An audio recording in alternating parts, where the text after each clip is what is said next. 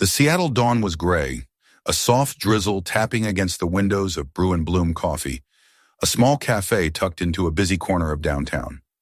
Mia Larson, 28, moved behind the counter with practiced ease, her auburn hair pulled into a loose bun, strands escaping to frame her tired hazel eyes. The scent of freshly ground coffee mingled with the warm aroma of pastries, and the morning rush was in full swing. Office workers, students, and early risers grabbing their caffeine fix. Mia's smile was polite but strained, her mind elsewhere as she handed a customer their latte. Life hadn't been easy for Mia. She'd grown up in a modest Boston apartment with her mother, Ellen, a single parent who worked long hours as a nurse. Mia's father, Tom Larson, had left when she was 5, leaving behind only fragmented memories. The rumble of his laugh, the feel of his scratchy leather jacket, the way he'd hoist her onto his shoulders to watch fireworks on the 4th of July. Ellen rarely spoke of him, her answers sharp and final. "He's gone, Mia. Let it go." Over time, Mia stopped asking, bearing her curiosity under the weight of growing up too fast. Now in Seattle, Mia had carved out a small life. The barista job paid the bills, barely, for her tiny studio apartment, where the radiator clanked and the walls were thin. She had dreams once, of studying art, but those had faded into the background of survival. Today felt like any other Tuesday, the rhythm of the cafe lulling her into a familiar routine. Then her phone buzzed in her apron pocket. Wiping her hands on a towel, she glanced at the screen. An unknown number. The text stopped her cold. "Mia, we need to talk. It's about your dad. I'm in Seattle. Can we meet?" Her breath caught. Her dad? After 23 years of silence? Her fingers hovered over the keyboard, a mix of fear and curiosity swirling in her chest. Who was this person, and why now? She typed a cautious reply. "Who is this? How do you know my dad?" The response came within seconds. "I'm Claire, his sister. Please meet me at Pike Place Market at 2 p.m. I'll explain everything." Mia's heart pounded. Her dad had a sister? Ellen had never mentioned any family, not even in passing. The cafe's chatter faded as her mind raced. Was this a scam? A mistake? Or something real? Something that could unravel the mystery of why her father had vanished? She tucked the phone away, her hands trembling as she poured the next coffee, the weight of the message pressing against her chest. By 1:30 p.m., Mia was walking through Pike Place Market, the air alive with the shouts of fishmongers, the scent of fresh flowers, and the tang of salt water from the nearby Puget Sound. Her stomach churned, nerves fraying as she scanned the crowd. She almost missed Claire, a woman in her late 40s standing near a flower stall, her green eyes sharp but softened by a nervous smile. She clutched a worn leather satchel, her posture tense, as if she, too, was bracing for impact. "Mia?" Claire's voice was gentle but urgent, cutting through the market's noise. Mia nodded, her throat too tight to speak. Claire gestured toward a bench overlooking the water, and they sat, the city's hum fading into the background. "I know this is a shock," Claire began, her hands fidgeting with the satchel strap. "I've been trying to find you for months. Tom, your dad, he didn't just leave you and Ellen. He was running from something." Mia's chest tightened. "Running from what?" she asked, her voice barely audible over the gulls circling above. Claire took a deep breath, her gaze dropping to the satchel. "It's complicated. Tom wasn't perfect, but he loved you. He left to protect you." She reached into the bag and pulled out a faded photograph, its edges softened by time. It showed a younger Tom, his dark hair tousled, laughing with a boy about Mia's age. They stood on a dock, fishing rods in hand, the sun glinting off the water behind them. "This is Ethan," Claire said softly. "Your brother." Mia's world tilted. A brother? Her hand trembled as she took the photo, her eyes locked on the boy's face. He had Tom's crooked smile, the same green eyes she remembered from her father. "I don't understand," she whispered. "A brother? How? Why didn't I know?" Claire's voice was heavy with regret. "Tom had another family before you and Ellen. Ethan's mother, Sarah, died when Ethan was 6. Tom raised him alone for a while, here in Seattle. Then he met Ellen, and they moved to Boston. You were born a year later." Mia's mind reeled, pieces of her childhood shifting into a new, unfamiliar shape. "So he had a son, and he just never told us? Why did he leave us?" Claire's eyes glistened. "Tom got into trouble. He borrowed money from the wrong people who didn't forgive debts easily. He was afraid his past would catch up to you and Ellen. So he left, thinking it was the only way to keep you safe." Mia's anger surged, hot and sharp. "Safe?" she snapped. her voice rising. He abandoned us. Mom worked herself to the bone, and I grew up thinking he didn't care. That's not protection, that's cowardice. Claire flinched but nodded. I know. I tried to convince him to stay, to face it, but he was terrified. He thought disappearing was the only way. Mia stared at the photo, her thumb brushing over Ethan's face. Where's Ethan now? And where's my dad? Claire's voice broke. Tom passed away last year, cancer. But Ethan, he's here in Seattle. He wants to meet you.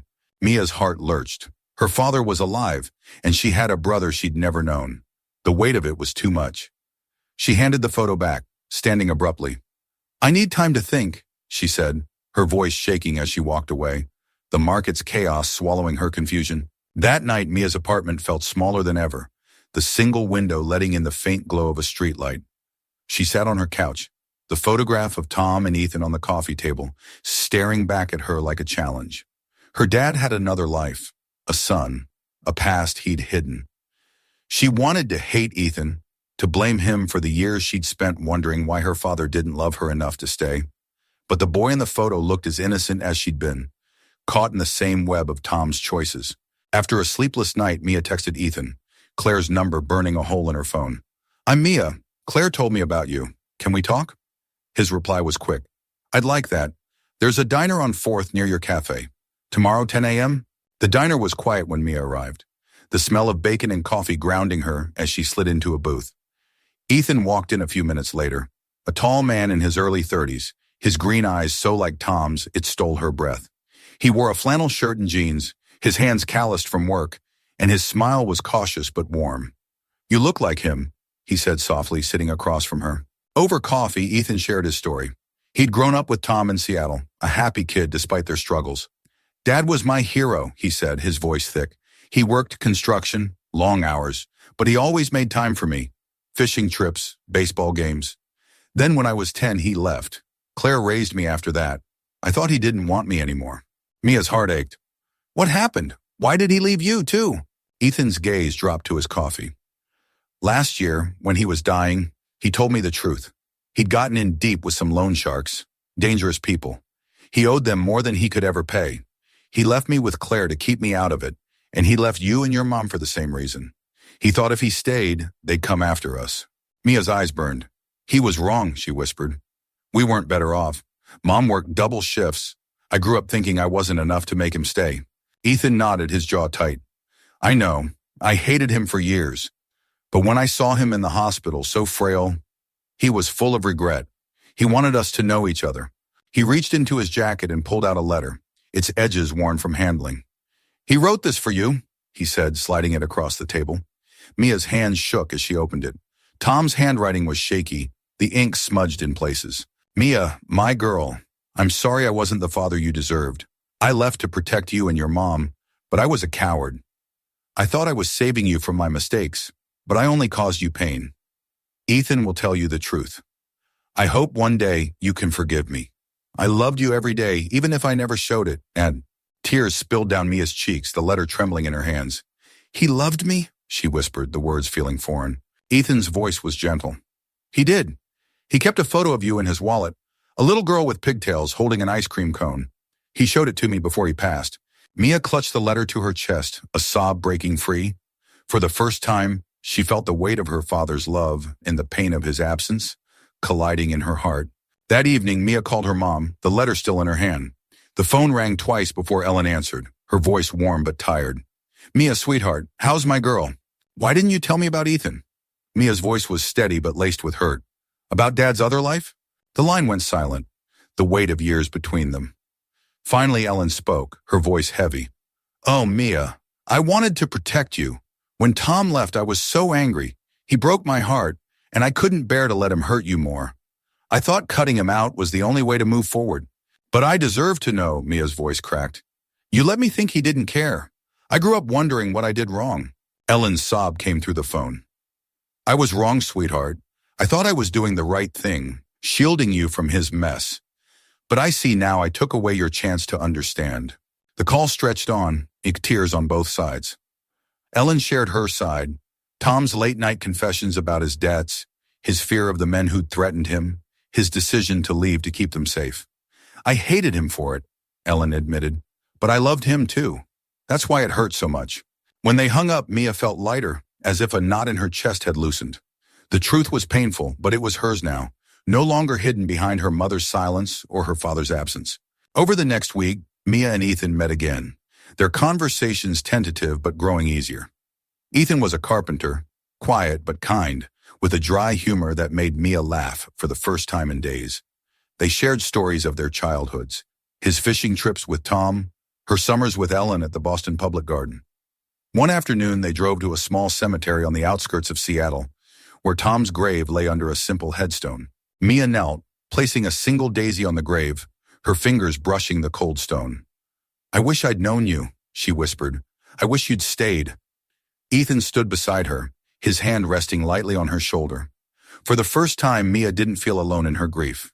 3 months later, Brew and Bloom was bustling with its evening crowd, the cafe's warm lights casting a glow over the wooden tables. Mia poured a coffee, her movements smoother now, her smile less strained. Ethan sat at the counter, sketching designs for a bookshelf he was building for her apartment. He'd become a regular, stopping by after work to share a coffee or a story. Ellen was flying in next week, their first step toward rebuilding their bond. Mia had started writing letters to her dad, unsent but cathartic, pouring out the pain, the love, and the forgiveness she was learning to feel.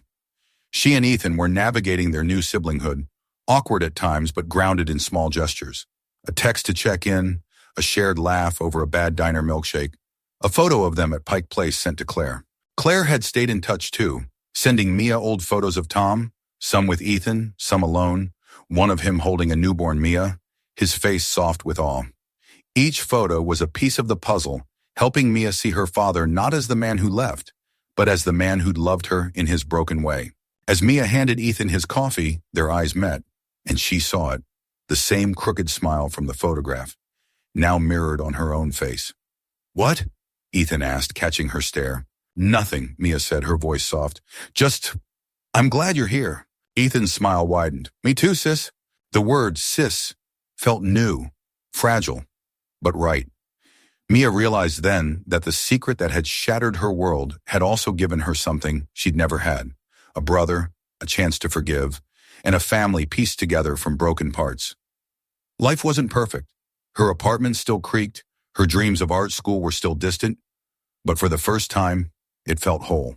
That weekend, Mia and Ethan drove to the Puget Sound, the same waterfront where she'd met Claire. The air was crisp, the sky a rare clear blue. They sat on a bench, watching ferries glide across the water, a comfortable silence between them. "I've been thinking," Ethan said, breaking the quiet. "I want to start a scholarship fund in Dad's name. Something small for kids like us, ones who've lost a parent, who need a little help." Mia turned to him, surprised. "That's beautiful. Count me in."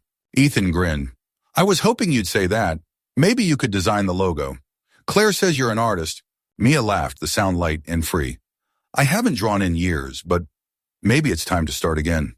As the sun dipped below the horizon, painting the water gold, Mia felt something shift inside her.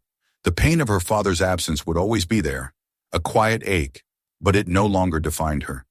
She had Ethan, Ellen, Claire, and herself, stronger than she'd ever realized. Back at her apartment that night, Mia pulled out a sketchbook, dust coating its edges. She opened it to a blank page and began to draw. A daisy, simple but bold, like the one she'd left on Tom's grave. It was a start, a small act of creation amid the chaos of her past. Sometimes the secrets that break us are the ones that lead us home. Have you ever uncovered a family secret that changed your life? Share your story in the comments below. If this story touched your heart, give it a like, hit that subscribe button, and ring the bell for more stories of love, loss, and redemption. Until next time, keep believing in second chances.